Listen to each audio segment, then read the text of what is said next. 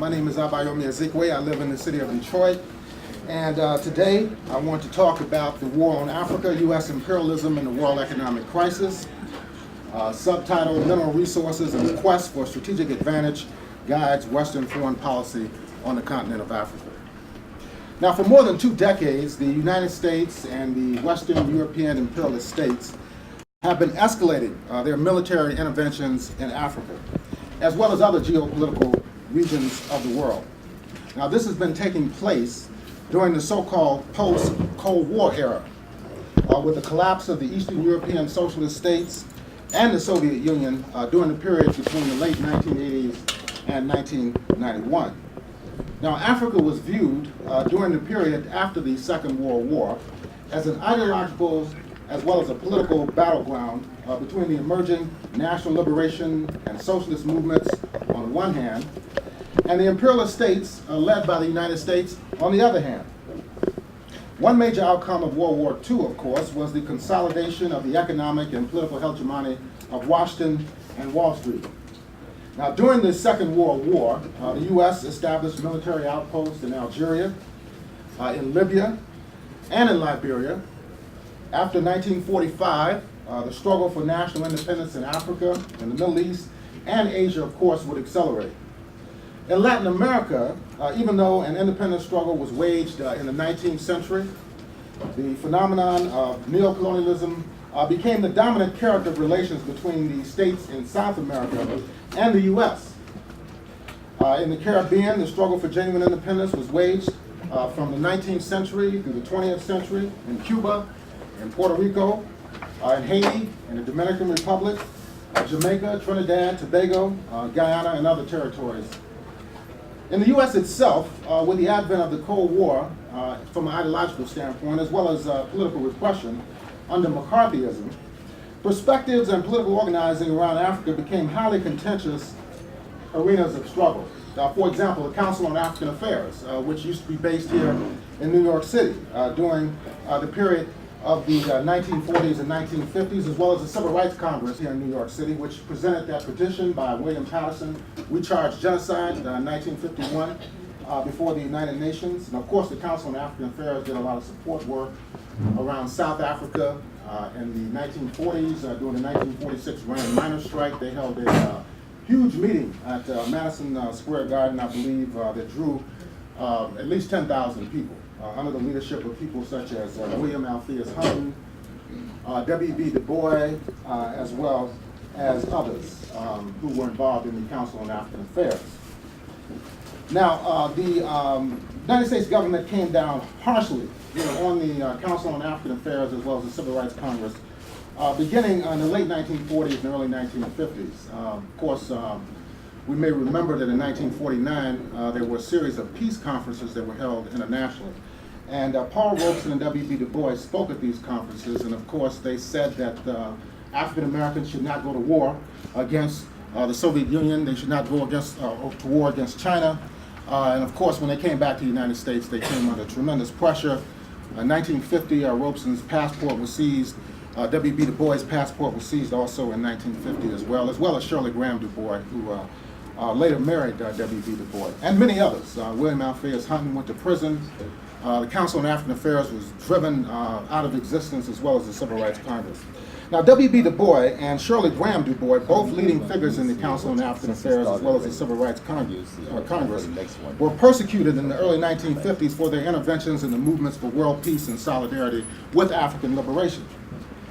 Du Bois wrote in December of 1958, after the independence of Ghana, there was an All-African Peoples Conference that was held in Accra, Ghana, in December of 1958. And they said that the future of Africa lies in socialism.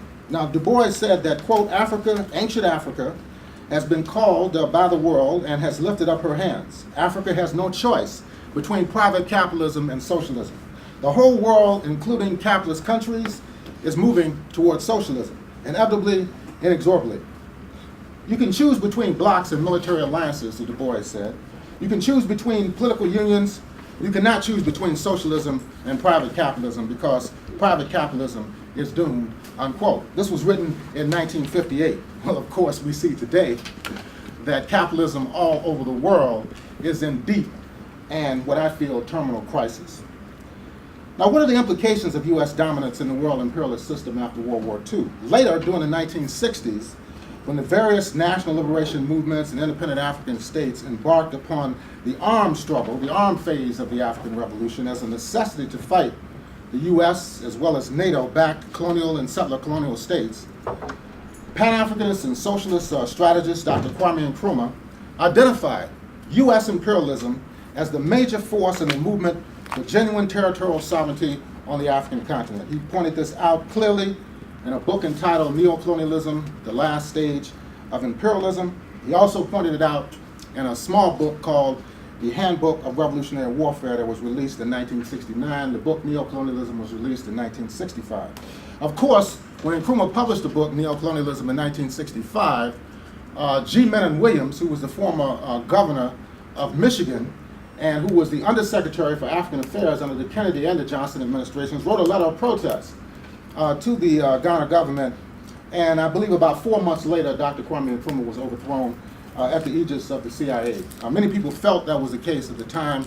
Now we have the documents to prove it. State Department formally classified documents, CIA formal classified documents indicate clearly that he was actually overthrown at the aegis of the Central Intelligence Agency and the U.S. State Department.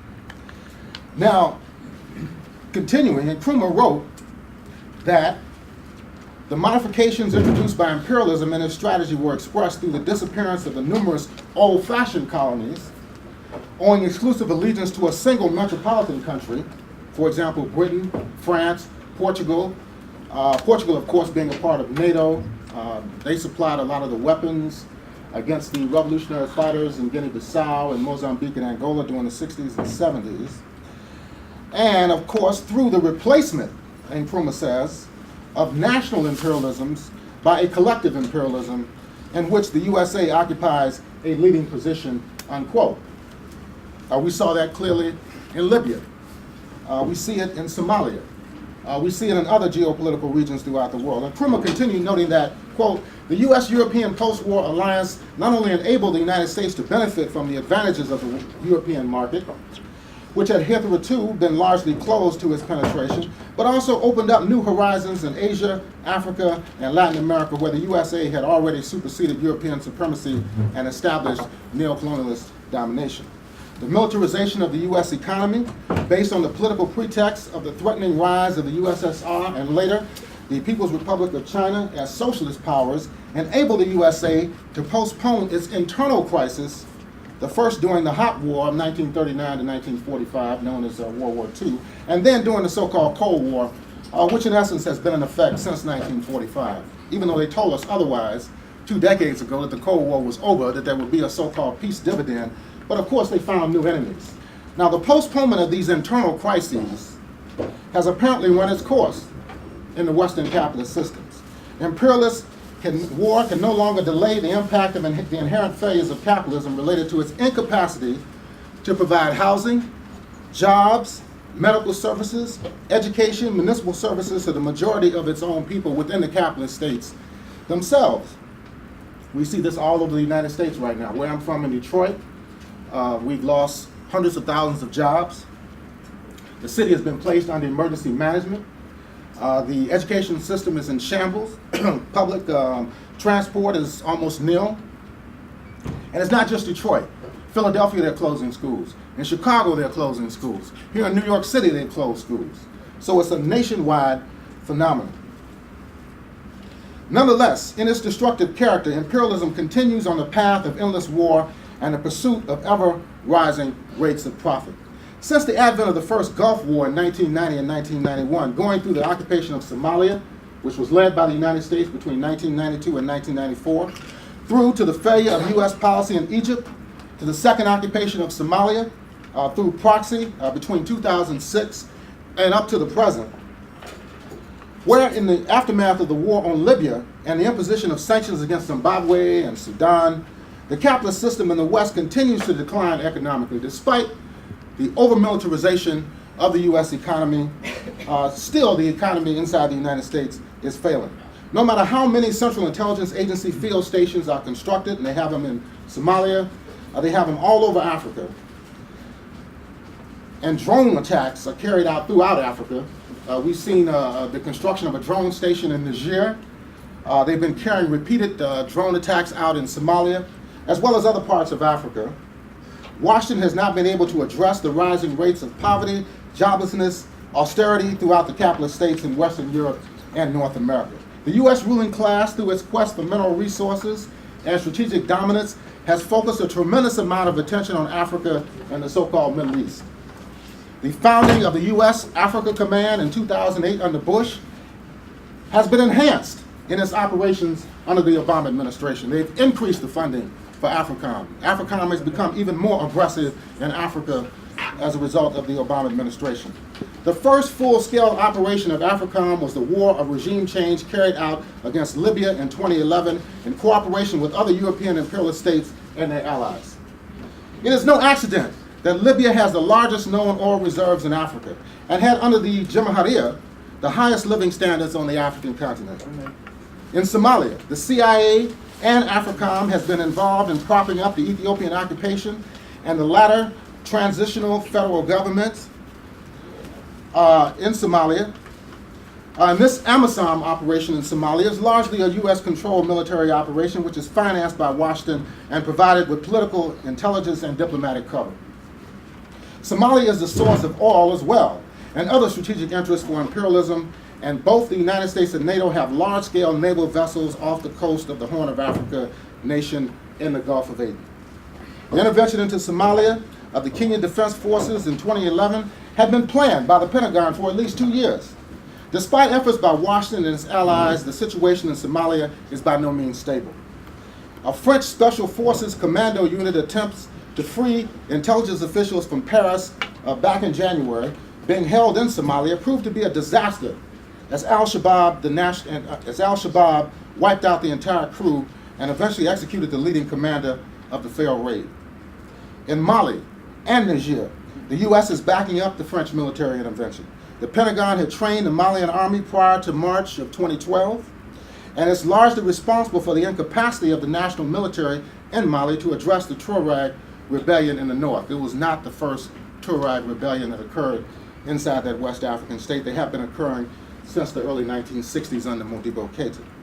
Niger is now another location for a U.S. drone station, and at least 100 special forces are operating inside the country. During 2012, the Obama administration announced that 3,500 Pentagon troops would be deployed to at least 35 African states over the course of the year. Nonetheless, France and the U.S. have been unable to halt the armed actions against the foreign forces in Mali as well as Niger. There was just an attack on a prison in Niamey, Niger, just last week. In Mali, the resistance to French occupation is widening with the mass demonstrations recently in Ghana and the open criticism of the Hollande doctrine of military intervention throughout the region of West Africa. The presence of U.S. military and intelligence forces in Africa is designed to bolster the strategic mineral and territorial interests of Wall Street. Africa is now supplying greater amounts of oil, natural gas, and other central minerals to the economic interests of the ruling class. With the growing role of the People's Republic of China on the continent, Washington and Wall Street are concerned that they will lose their post-World War II advantage in Africa. Hence, due to the declining economic influence of the U.S., the capitalists are relying more on aggressive military and intelligence operations to undermine Africa's long-term interests, which are more in line with the other continental states, as well as other geopolitical regions of the world, including Asia, the Middle East, and Latin America.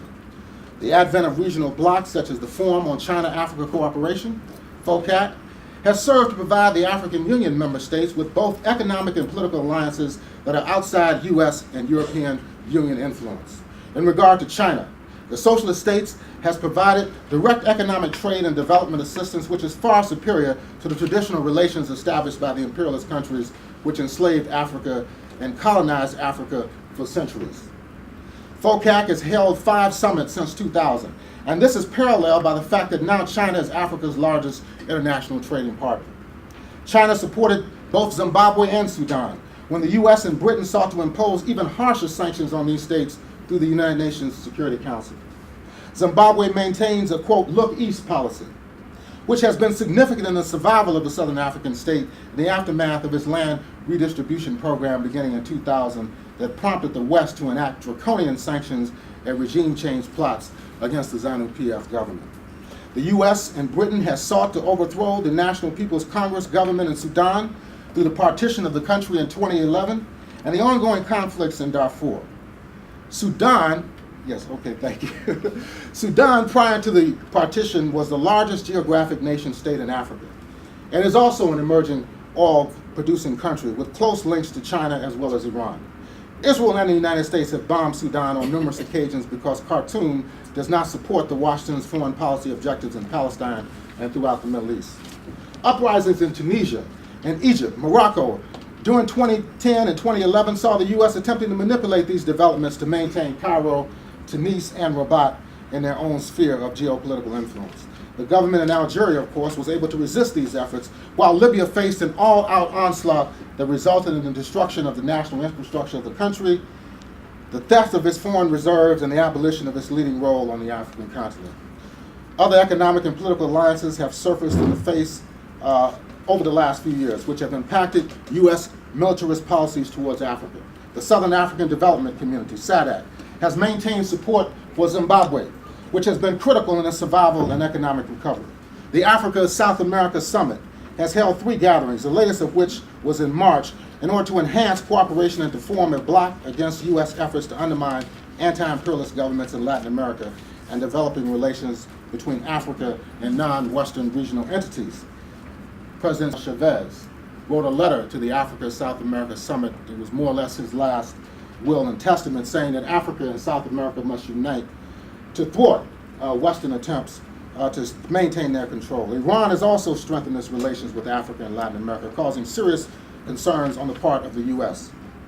The joining of the Republic of South Africa of the Brazil, Russia, India, China, BRICS grouping has resulted in new initiatives being discussed, including the creation of a development bank, as well as independent foreign policy positions on Syria and Iran that are at variance with U.S. imperialism. I'm concluding.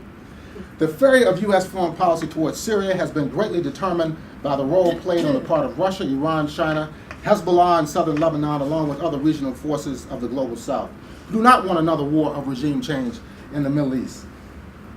Such wars could very well be carried out with greater determination in Sudan, against Zimbabwe, against Nigeria, against South Africa, against Somalia, which would be against the interests of the peoples of Africa and working oppressed peoples throughout the world. Finally, our role in the United National Anti-War Coalition, UNAC, has been centered on developing and maintaining a clear anti-imperialist position that views U.S. imperialism as the principal threat to world peace.